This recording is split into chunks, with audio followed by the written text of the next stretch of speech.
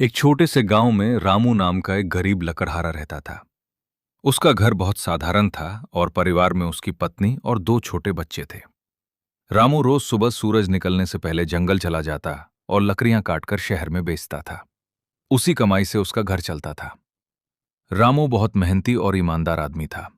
वो कभी भी किसी का हक नहीं मारता था और हमेशा सच बोलता था। गांव के लोग भी उसकी ईमानदारी की बहुत तारीफ करते थे। हालांकि उसकी कमाई ज्यादा नहीं थी, फिर भी वो हमेशा खुश रहता था। एक दिन रामू जंगल में लकड़ी काट रहा था। अचानक उसकी कुल्हाड़ी हाथ से फिसलकर पास की गहरी नदी में गिर गई। रामू बहुत परेशान हो गया, क्योंकि वही उसकी रोजी रोटी का सहारा थी।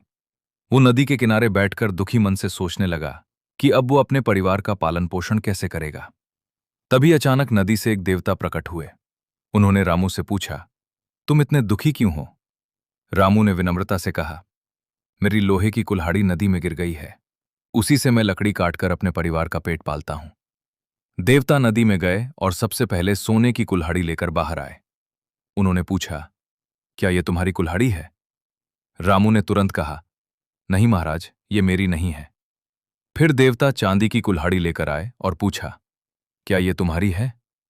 रामू ने फिर ईमानदारी से कहा, नहीं, ये भी मेरी नहीं है।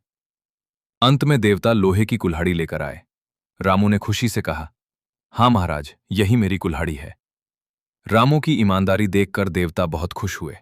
उन्होंने कहा, तुम बहुत सच्चे और ईमानदार इंसान हो, इसलिए मैं तुम्हें इन तीनों कुल्हाड़ियों का उपहार देता हूं।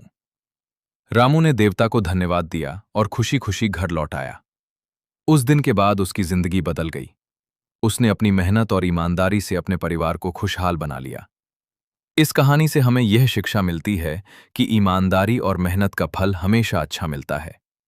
जो इंसान सच बोलता है और मेहनत करता है, भगवान भी उसकी मदद करते हैं।